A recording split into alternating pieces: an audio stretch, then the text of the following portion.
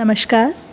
आज हम सुनेंगे मन्नू भंडारी द्वारा लिखी कहानी त्रिशंकु।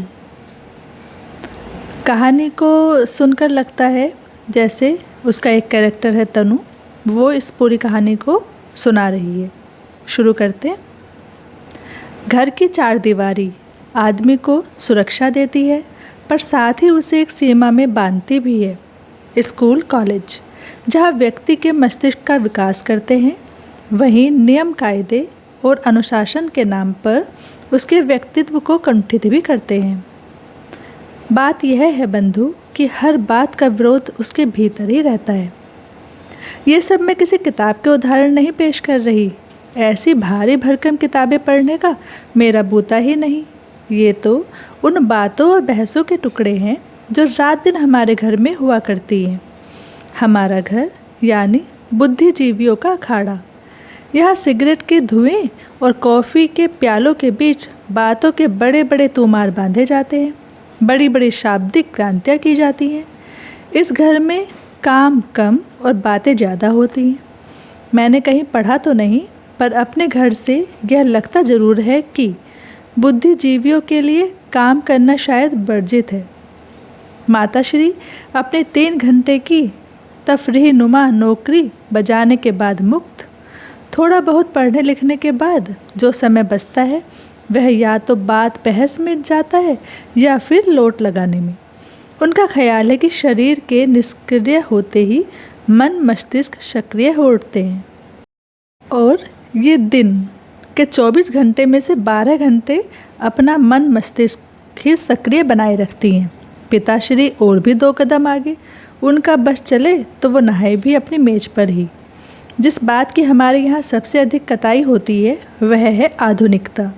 पर जरा ठहरिए, आप आधुनिकता का गलत अर्थ मत लगाइए। यह बाल काटने और छुरी कांटे से खाने वाली आधुनिकता कतई नहीं। यह है ठेठ बुद्धिजीवियों की आधुनिकता। यह क्या होती है सो तो ठीक मैं भी नहीं जानती, पर हाँ, इसमें लीक छोड़ने की बात बहुत सुनाई देती है। आप लीक की दुलत्ती झाड़ते आइए, सिर आँखों पर लीक से चिपक कर आइए, दुलत्ती खाइए। बहसों में यूँ दुनिया जहान के विषय पीछे जाते हैं, पर एक विषय शायद सब लोगों को बहुत प्रिय है, वह है शादी। शादी यानी बर्बादी। हल्के फुल्के ढंग से शुरू हुई बात एकदम बौद्धिक स्तर पर चली जाती है। विवाह संस्था एकदम खोखली हो चुकी है। पति पत्नी का संबंध बड़ा नकली और ऊपर से थोपा हुआ है, और फिर धुआंधार ढंग से विवाह की धज्जियाँ उड़ाई जाती हैं। इस बहस में अक्सर स्त्रियाँ एक तरफ हो जाती हैं और पुरुष एक तरफ, और बहस का माहौल कुछ ऐसा गर्म हो जाया करता कि मुझे पूरा विश्वास हो जाता कि अब ज़रूर 1-2 लोग तलाक ले बैठेंगे। पर मैंने देखा कि ऐसा कोई हादसा कभी हुआ नहीं। सारे ही मित्र लोग अपने अपने ब्याह को खूब अच्छी तरह तह समेटकर उस पर जमकर आसन मारे बैठे हैं। हाँ, बहस की रफ्तार और टोन आज भी वही है। अब सोचिए, ब्याह को कोसेंगे तो फ्री लव और फ्री सेक्स को तो कोसना ही पड़ेगा। इसमें पुरुष लोग उछल उछल कर आगे रहते, कुछ इस भाव से मानो बात करते ही इनका आधा सुख तो वे ले ही लेंगे। पापा खुद बड़े समर्थक, पर हुआ यूँ कि घर में हमेशा चुप चुप रहने वाली दूर दराज की एक दीदिया ने बिना कभी इन बहसों में भाग लिए ही इस पर पूरी तरह अमल कर डाला। तो पाया कि सारा आधुनिकता धम।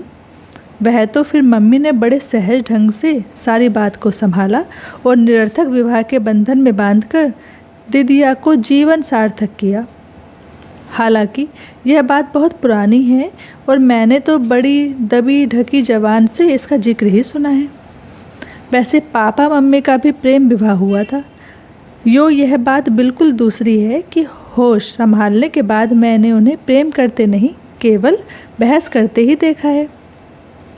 विवाह के पहले अपने इस निर्णय पर मम्मी को नाना से भी बहुत बहस करनी पड़ी थी, और बहस का यह दौर बहुत लंबा भी चला था शायद। इसके बावजूद यह बहस विवाह नहीं, प्रेम विवाह ही है, जिसका जिक्र मम्मी बड़े गर्व से किया करती हैं। गर्व विवाह को लेकर नहीं, पर इस बात को लेकर है कि किस प्रकार उन्होंने नाना से मोर्चा लिया अपने और नाना के बीच हुए संवादों को वो इतनी बार दोहरा चुकी हैं कि मुझे वे कंठस्थ से हो गए हैं। आज भी जब वे इसकी चर्चा करती हैं तो लीक से हटकर कुछ करने का संतोष उनके चेहरे पर झलक उठता है। बस ऐसे ही घर में मैं पल रही हूँ, बड़े मुक्त और स्वच्छंद ढंग से, और पलते पलते एक दिन अचानक बड़ी हो गई। बड़े होने का यह एहसास मेरे भीतर से इतना नहीं फूटा जितना बाहर से। इसके साथ भी एक दिलचस्प घटना जुड़ी हुई है। हुआ यूँ कि घर के ठीक सामने एक बरसाती है, एक कमरा और उसके सामने फैली छत। उसमें हर साल 2-3 विद्यार्थी आकर रहते, छत पर घूम घूम कर पढ़ते, पर कभी ध्यान ही नहीं गया। शायद ध्यान जाने जैसी मेरी उम्र ही नहीं थी।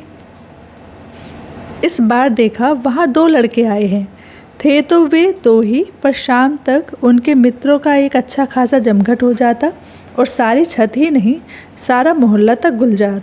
हंसी मजाक, गाना बजाना और आसपास की जो भी लड़कियां उनकी नज़र के दायरे में आ जाती, उन पर चुटीली फप्तियाँ। पर उनकी नज़रों का असली केंद्र हमारा घर, और स्पष्ट कहूँ तो मैं ही थी। बरामदे में निकलकर मैं कुछ भी करूँ, उधर से एक ना एक रिमार्क हवा में उछलता हुआ टपकता और मैं भीतर तक थरथरा उठती। मुझे पहली बार लगा कि मैं हूँ, और केवल हूँ ही नहीं, किसी के आकर्षण का केंद्र हूँ। ईमानदारी से कहूँ तो अपने होने का पहला एहसास बड़ा रोमांचक लगा, और अपनी ही नज़रों में मैं नई हो उठी, नई और बड़ी। अजीब सी स्थिति थी। जब वे फप्तियाँ कसते तो मैं गुस्से से भन्ना जाती। हालांकि उनकी फप्तियों में अशिष्टता कहीं नहीं थी तो केवल मन को सहलाने वाली एक चुहल। पर जब वे नहीं होते या होकर भी आपस में ही मशगूल रहते तो मैं प्रतीक्षा करती रहती। एक अनाम सी बेचैनी भीतर ही भीतर कसमसाती रहती। आलम यह है कि हर हालत में ध्यान वहीं अटका रहता और मैं कमरा छोड़कर बरामदे में ही टंगी रहती। पर इन लड़कों के इस हल्ले गुल्ले वाले व्यवहार ने मोहल्ले वालों की नींद जरूर हराम कर दी।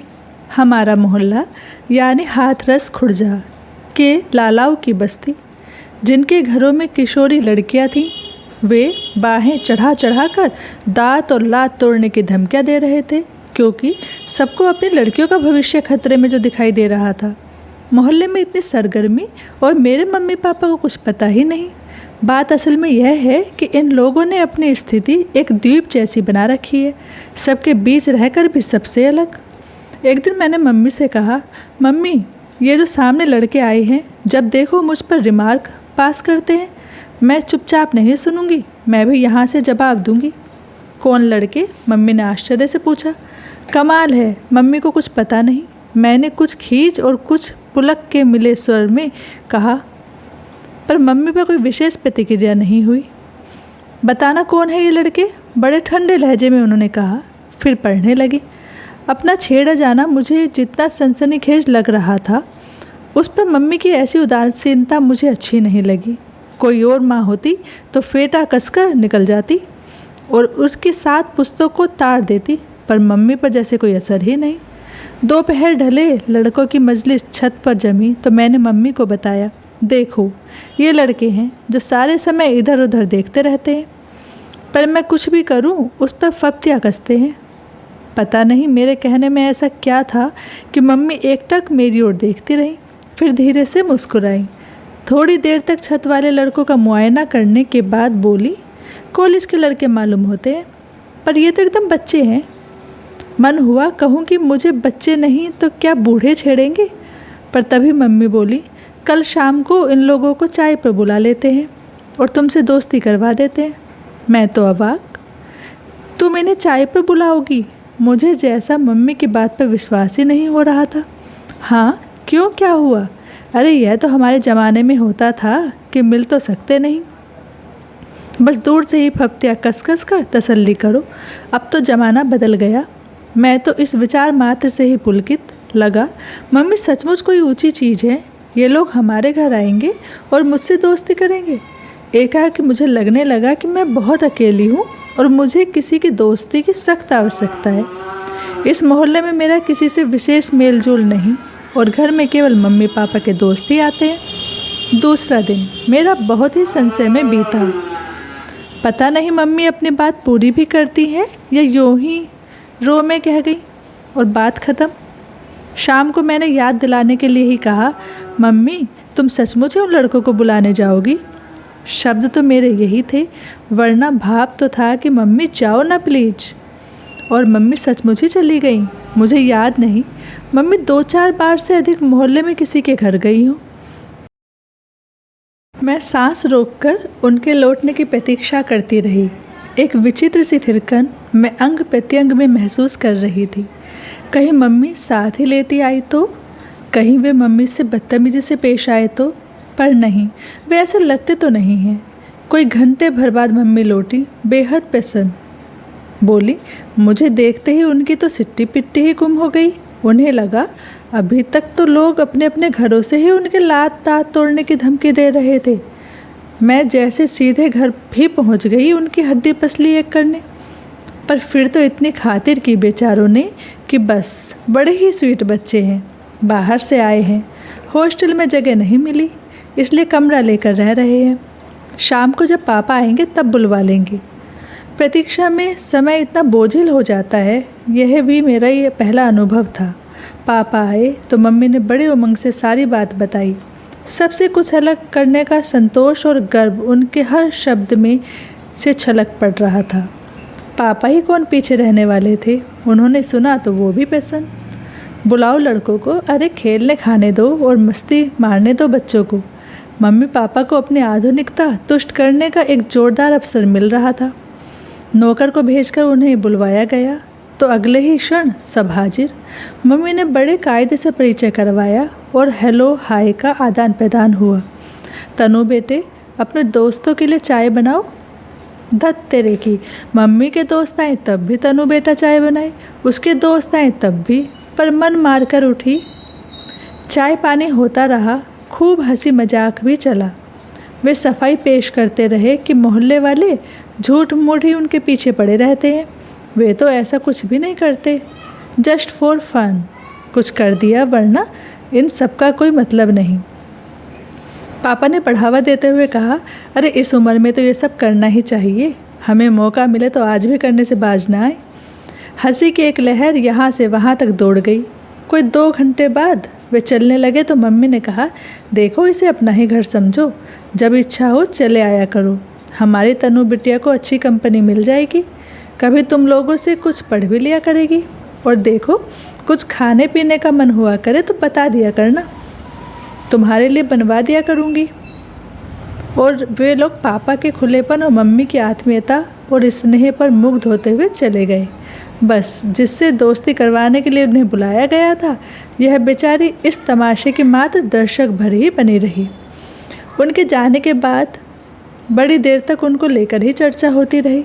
अपने घर की किशोरी लड़की को छेड़ने वाले लड़कों को घर बुलाकर चाय पिलाई जाए और लड़की से दोस्ती करवाई जाए, यह सारी बात ही बड़ी थ्रिलिंग और रोमांचक लग रही थी। दूसरे दिन से मम्मी हर आने वाले से इस घटना का उल्लेख करती, वर्णन करने में पटु। मम्मी नीरस से नीरस बातों को भी ऐसा दिलचस्प बना देती हैं, फिर यह तो बात ही बड़ी दिलचस्प थी।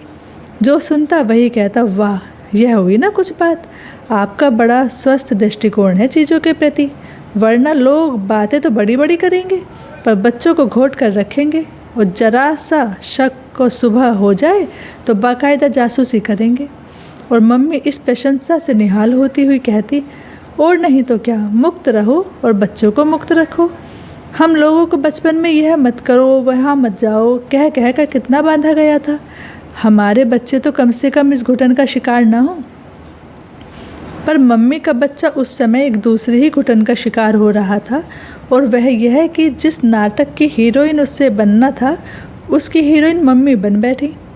खैर, इस सारी घटना का परिणाम यह हुआ कि जिन लड़कों का व्यवहार एकदम ही बदल गया, जिस शराफत को मम्मी ने उन पर लाद दिया, उसके अनुरूप व्यवहार करना उनकी मजबूरी बन गई।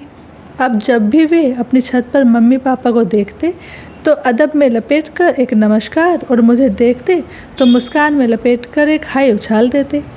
फप्तियों की जगह बाकायदा हमारा वार्तालाप शुरू हो गया, बड़ा खुला और बेझिझक वार्तालाप। हमारे बरामदे और छत में इतना ही फासला था कि ज़ोर से बोलने पर बातचीत की जा सकती थी। हाँ, एक यह बात ज़रूर थी कि हमारी बातचीत सारा मोहल्ला सुनता था और काफ़ी दिलचस्पी से सुनता था। जैसे ही हम लोग चालू होते, पास पड़ोस की खिड़कियों में 4-6 सिर और धड़ आकर चिपक जाते। मोहल्ले में लड़कियों के प्रेम प्रसंग न हो ऐसी बात तो थी नहीं। बाकायदा लड़कियों के भागने तक की घटनाएं घट चुकी थी, पर वह सब कुछ बड़े गुप्त और छिपे ढंग से होता था। और मोहल्ले वाले जब अपनी पैनी नज़रों से ऐसे किसी रहस्य को जान लेते थे तो बड़ा संतोष उन्हें होता था। पुरुष मूँछों पर ताव देकर और स्त्रियाँ हाथ नचा नचा कर खूब नमक मिर्च लगाकर इन घटनाओं का यहाँ से वहाँ तक प्रचार करती, कुछ इस भाव से कि अरे हमने दुनिया देखी है, हमारी आंखों में कोई नहीं धूल झोंक सकता है। पर यहाँ स्थिति ही उलट गई थी। हमारा वार्तालाप इतने खुलेआम होता था कि लोगों को खिड़कियों की ओट में छिप छिप कर देखना सुनना पड़ता था, और सुनकर भी ऐसा कुछ उनके हाथ नहीं लगता था जिससे वे कुछ आत्मिक संतोष पाते। पर बात को बढ़ना था और बात बढ़ी। हुआ यह कि धीरे धीरे छत की मजलिस मेरे अपने कमरे में जमने लगी। रोज़ ही कभी 2 तो कभी 3 या 4 लड़के आकर जम जाते और दुनिया भर के हंसी मजाक और गपशप का दौर चलता। गाना बजाना भी होता और चाय पानी भी। शाम को मम्मी पापा के मित्र आते तो इन लोगों में से कोई ना कोई बैठा ही होता। शुरू में जिन लोगों ने मुक्त रहो और मुक्त रखो की बड़ी प्रशंसा की थी, उन्होंने मुक्त रहने का जो रूप देखा तो उनकी आंखों में भी कुछ अजीब सी शंकाएं तैरने लगी। मम्मी की एक आध मित्र ने दबी जबान से कहा, तनु तो बड़ी फास्ट चल रही है। मम्मी का अपना सारा उत्साह मंद पड़ गया था और लीक से हटकर कुछ करने की थ्रिल पूरी तरह झड़ चुकी थी। अब तो उन्हें इस नंगी सच्चाई को झेलना था कि उनकी निहायत ही कच्ची और नाजुक उम्र की लड़की 3-4 लड़कों के बीच घिरी रहती है, और मम्मी की स्थिति यह थी कि वे न इस स्थिति को पूरी तरह स्वीकार कर पा रही थी और न अपने ही द्वारा बड़े जोश में शुरू किए इस सिलसिले को नकार ही पा रही थी। आखिर एक दिन उन्होंने मुझे अपने पास बिठाकर कहा, तनु बेटे, ये लोग रोज़ रोज़ यहाँ आकर जम जाते हैं, आखिर तुमको पढ़ना लिखना भी तो है। मैं तो देख रही हूँ कि इस दोस्ती के चक्कर में तेरी पढ़ाई लिखाई सब चौपट हुई जा रही है। इस तरह तो यह सब चलेगा नहीं। रात को पढ़ती तो हूँ, लापरवाही से मैंने कहा। खाक पड़ती है रात को, समय ही कितना मिलता है, और फिर यह रोज़ रोज़ की धमा चौकड़ी मुझे वैसे भी पसंद नहीं। ठीक है, 4-6 दिन में कभी आ गए, गपशप कर ली, पर यहाँ तो एक न एक रोज़ ही डटा रहता है। मम्मी के स्वर में आक्रोश का पुट गहराता जा रहा था। मम्मी की यह टोन मुझे अच्छी नहीं लगी, पर मैं चुप। आगे की कहानी पार्ट 2 में सुनेंगे। वीडियो पसंद आ रही है तो प्लीज़ लाइक, शेयर और सब्सक्राइब ज़रूर करें। थैंक्स।